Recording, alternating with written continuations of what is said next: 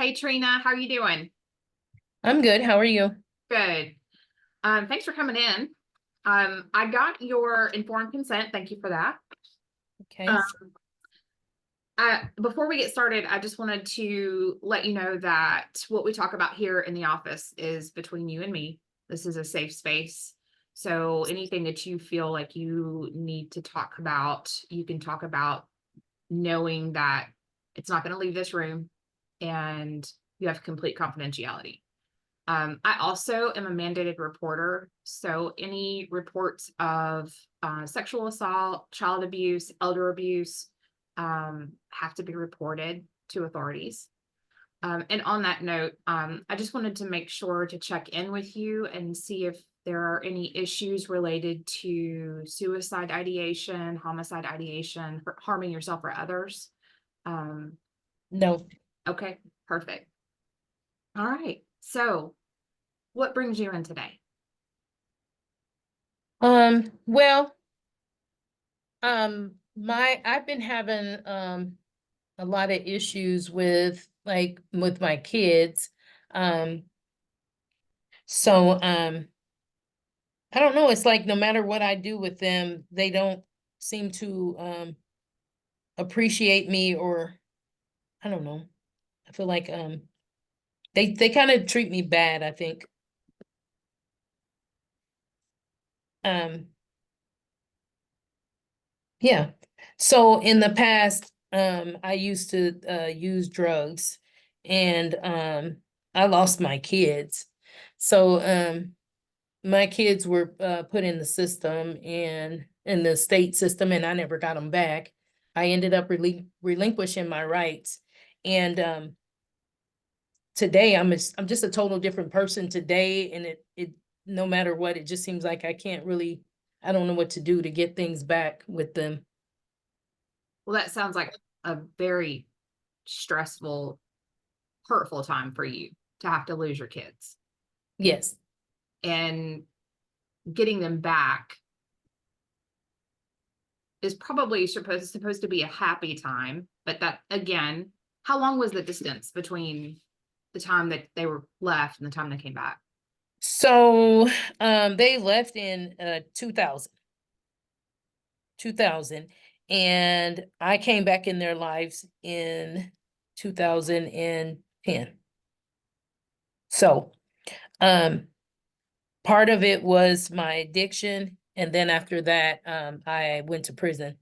So yeah. How old are your children? My kids are 37, 33, 32, 26, Okay, and 25. so they're all adults. Adults, yes. Is anyone living with you? No, I have a 10-year-old child that lives with me. Okay. So she wasn't a part of any of that. I had her like later in life. So Okay.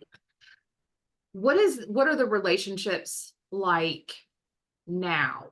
How much contact do you have with them and how active are you with them in their lives? um so the relationship with my oldest child, it's always been intact. There was never a disconnect with us. Um so I talk to her several times a week. I talk to her all the time. I engage with her kids. My son, who's 33, we're okay. You know what I mean? There's not the disrespect in the relationship with him. It's my younger ones that I have the issues with. So at the time that they left, my oldest daughter was 13, my son was 10, my other daughter was 9, and then I had a 4-year-old and 2-year-old twins. So those are the ones, it's the ones that were 4 and 2 that I struggle with. It was hard to get relationships, you know, um, with them. I speak to them, but it's just not the closeness like it was with my older kids, you know? So it sounds like you're missing the connection with them. maybe because of the distance, being separated and going through struggles of your own, you're kind of longing to reconnect and make up for that time that was missing. Is that an accurate representation? That's correct. And I've done things on my end to, to make myself a better person. I can't change what I did in the past, what happened in the past, but I can just keep continuing to make myself, better. And I've done that through like education and work and, not being on alcohol and drugs, not living the lifestyle that I lived when I was younger. Yeah. And So it's something to be very proud of. And I hope you know that's, you should be proud of yourself that you are in recovery and you're doing well and you're prospering, and that's admirable. But obviously the connection with your children and rekindling, and do you actually want to rekindle that relationship with the younger children, or do you just want to have it so they're not disrespecting you? I want to rekindle the relationship, and I don't want them disrespecting me either. I want both. So it's like I feel like there's a disconnect maybe with the age. Like they were really young when they left. So of course they didn't have the bond that my older kids had, Mhm. you know. So the older kids have a different level of respect that they just don't even go there with me. Like, they don't respond the same way the younger ones. The younger ones are disrespectful. Like when they get angry, then they start hurling all this everything about, you was never there, da da da da yada, and all this stuff, you know.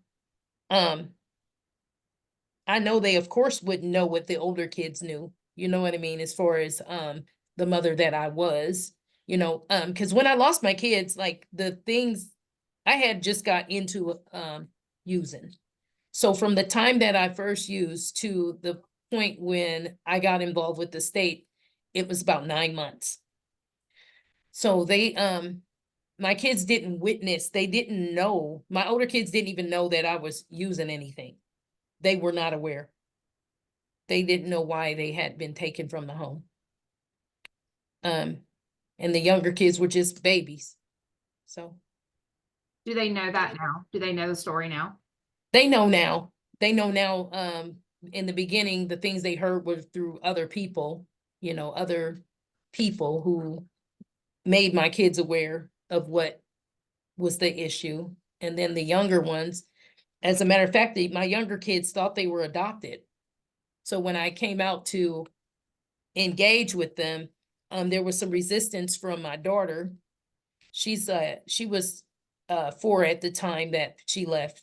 So she was 2 years older than the twins, but there was a lot of resistance with her and resentments and misinformation, as far as like them believing that they were adopted by this family. Mm. They weren't. There was a guardianship in place.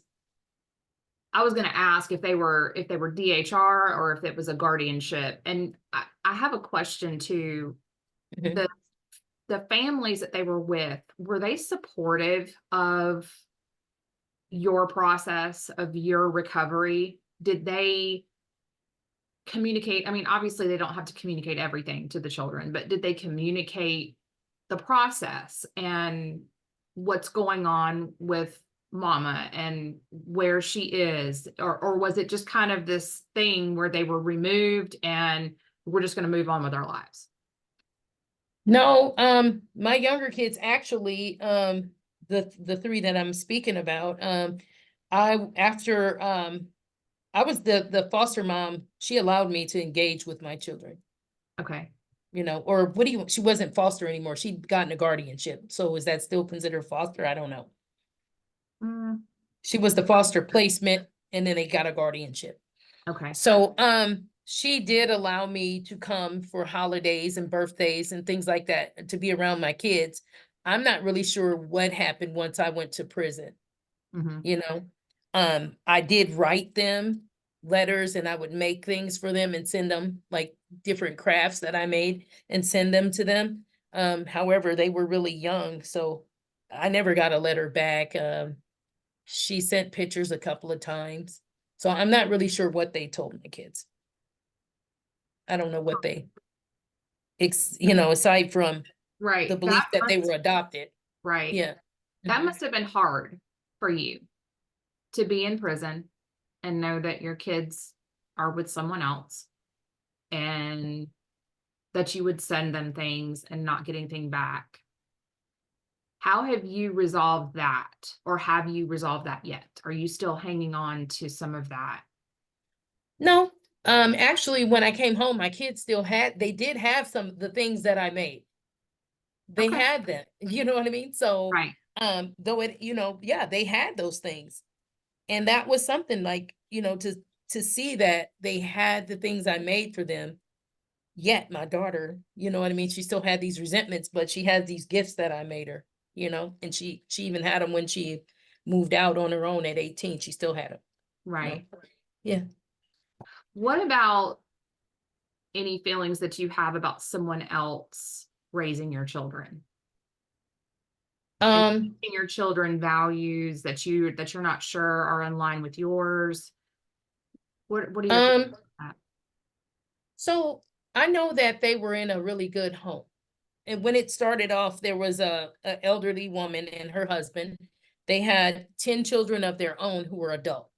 Their youngest child was probably in her 40s when they got my kids. Mhm. And they had been raising some of their grandkids. So I believe it was a good home. Okay. The couple was married for over 50 years. Okay. And the husband died.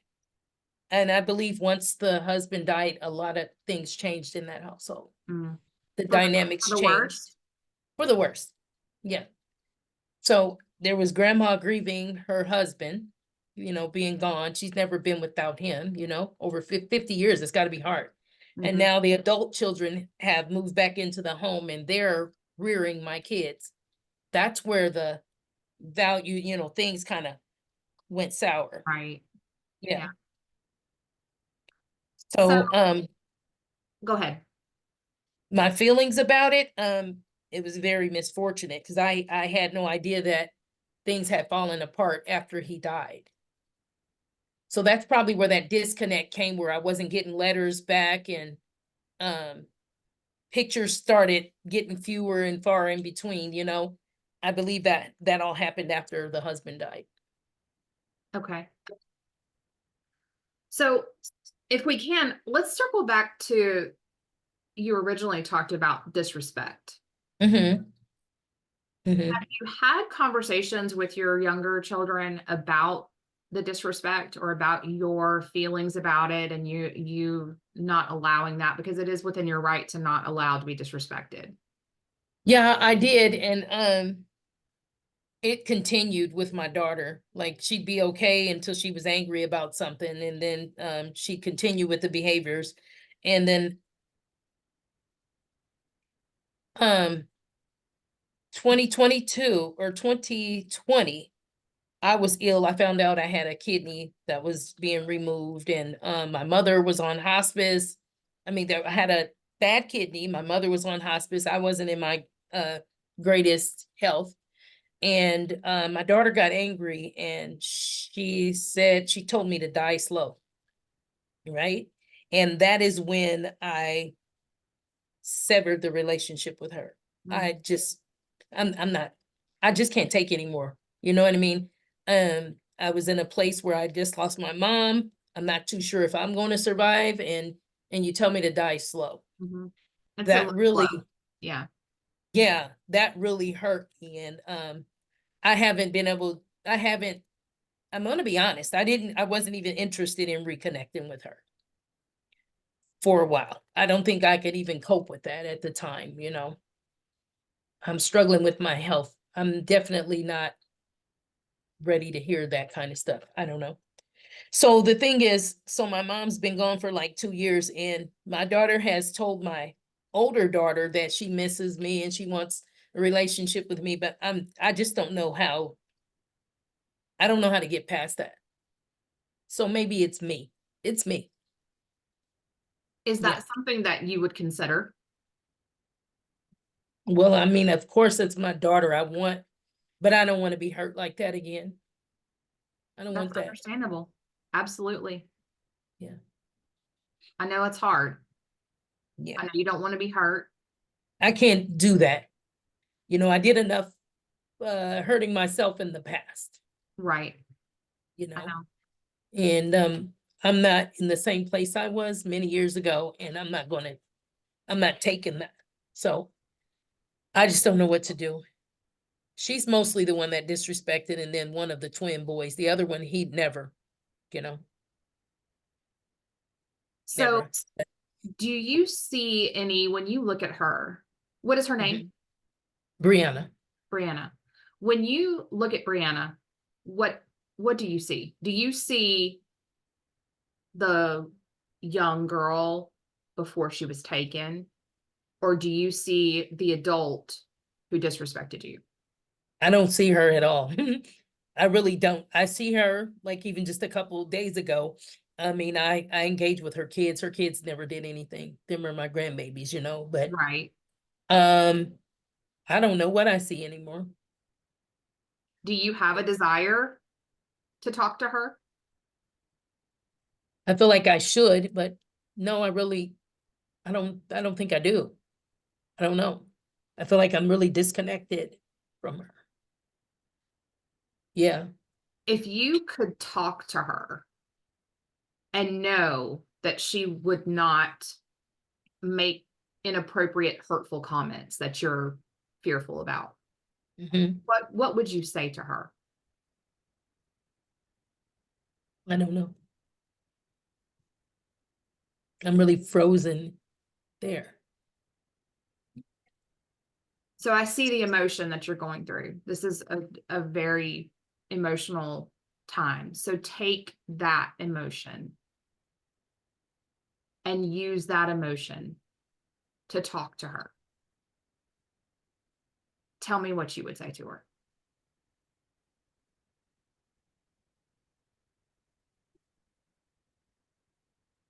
I truly don't know.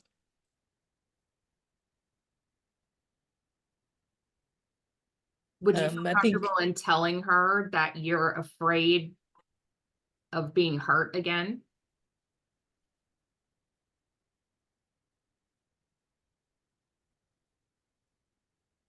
no. No? Would you be comfortable in telling her that you are grieving for the loss of the relationship that you and she had? No, I don't feel comfortable really even looking at her or being around her. And I think it stems around probably some unresolved trauma from my past, you know, with my mother. I'm just frozen there. And I really don't know how. So maybe that's something we can explore a little bit later too, is the trauma that you had with your mom. And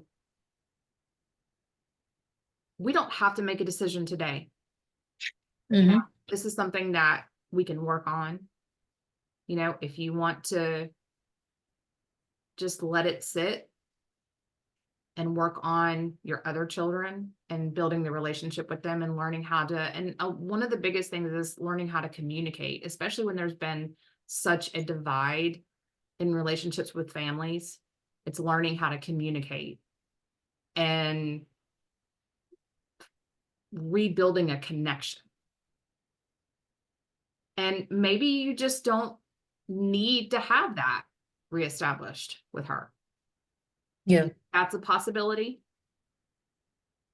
I'm still working on me and working on being the best I can and nurturing the relationships that I do have. You know, I just don't have anything else for that right now.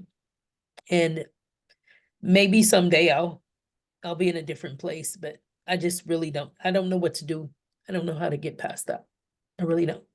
I think the experience that hurt me the most was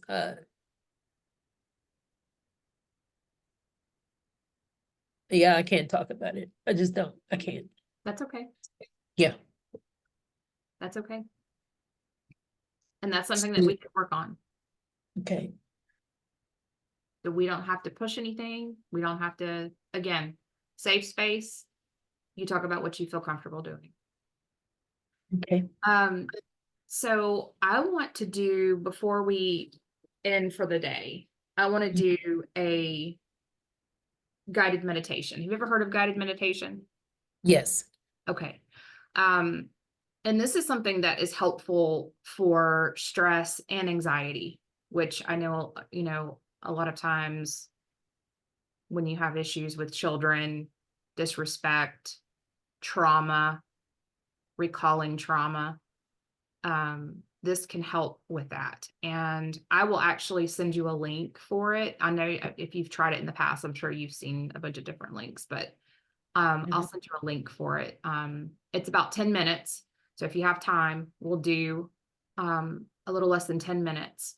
And then we'll talk about it when you get done and see how you feel, especially now that you have been through recalling some emotions and talking about some difficult things. And let's see how that helps you feel. Okay. Okay. Okay. Okay. I'm going to share my screen.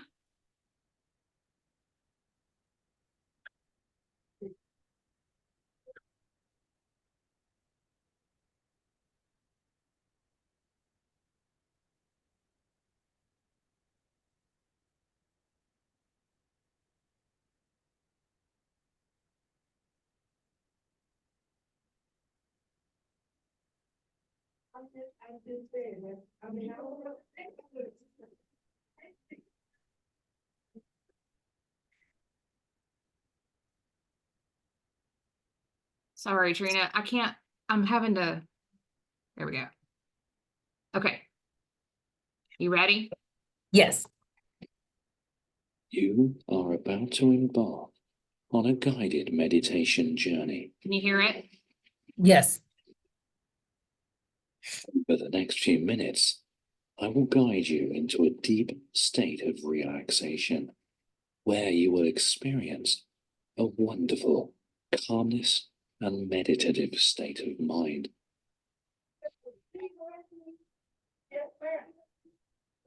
This time is for you and you alone. You don't need to do anything except relax and allow yourself to have this time.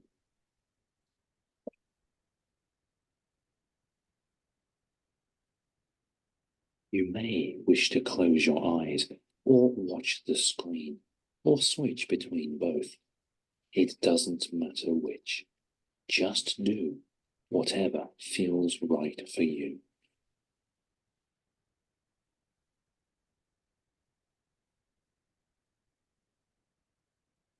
You are completely in control.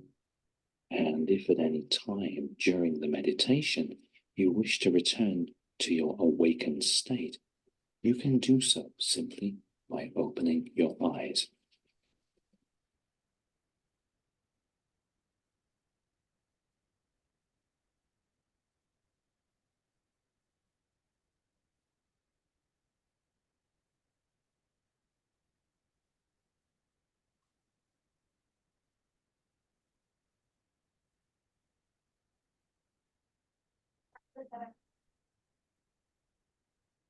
Breathe in deeply.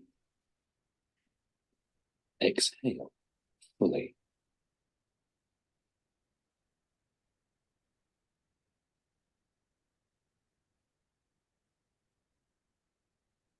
Breathe in deeply.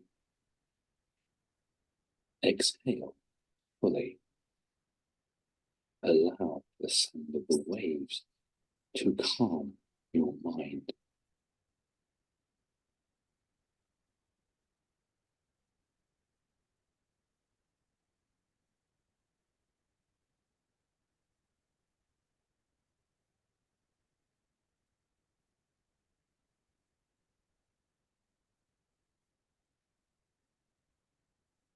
Exhale fully.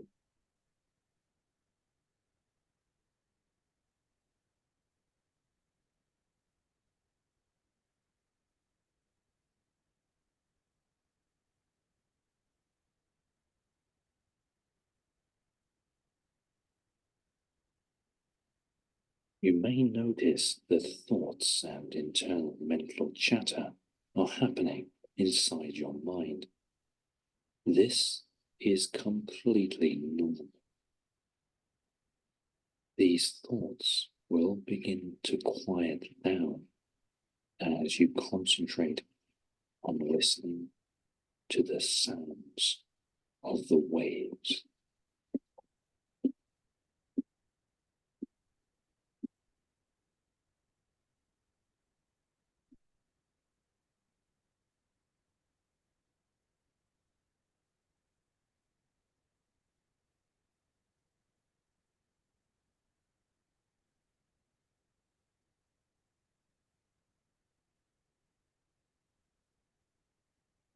As you listen to each wave coming in, you will find your mind gently begins to quiet.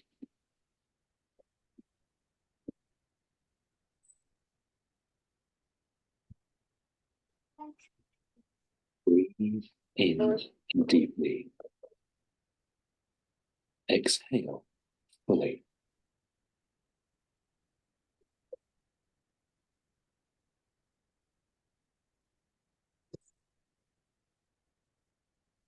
Breathing in cool, refreshing air. Exhaling hot, tense air. Breathe in deeply. Exhale fully.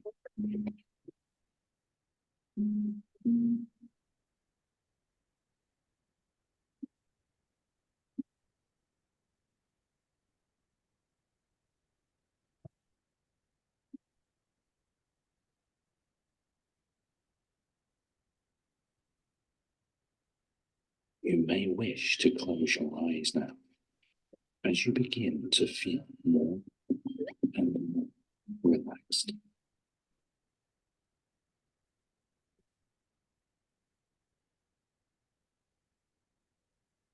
Allow the sounds of the ocean to wash over you, bringing you closer to the infinite source of energy within you.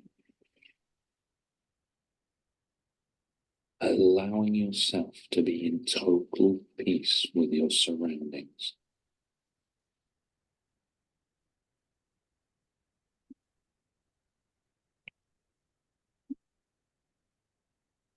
Now, as you find yourself feeling more and more relaxed, I'm going to count down from 5 to 0. As I count each number, you will feel more and more relaxed until you reach a sense of complete and wonderful relaxation.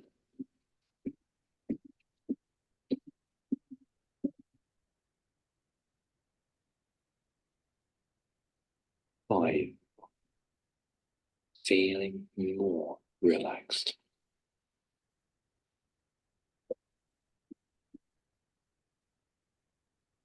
4.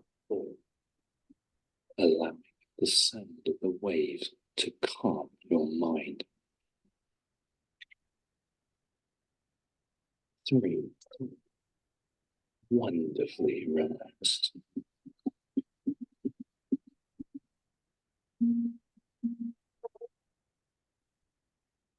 2. So deeply relaxed.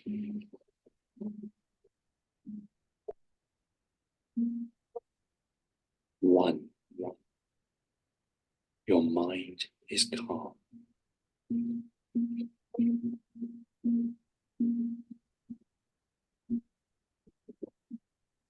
0.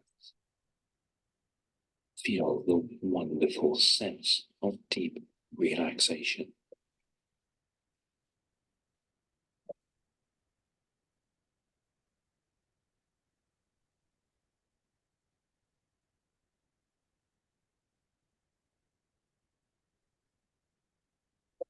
The sound of the waves to continue relaxing your whole body.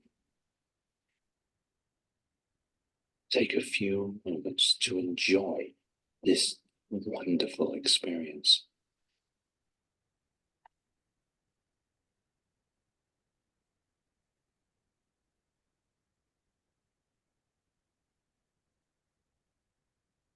So what do you think? I feel a lot more, I feel relaxed. Good. Yes. So before we started with that, what was your anxiety or your emotional level from a scale of 1 to 10? What was it at? Him being high, 10 being the highest. probably 9. And how is it now? 3. That's Possibly awesome. 2. That's awesome. Yes. Good. So I'm going to send you the link for that. And if it's something that you enjoy, I would try to do it daily if you can. You think that's something that you could do? I do. And possibly multiple times a day if you have some struggles, if you have some thoughts that start coming back, just take a moment and you can shorten it down to, you don't have to do the full 10 minutes. Okay. So I appreciate you coming to see me and talking to me. And I look forward to seeing you next time. Okay. Thank you so much. Have Thank a you. great day. You too. Bye-bye. Okay, I'm going to keep recording so we can do feedback. Or not.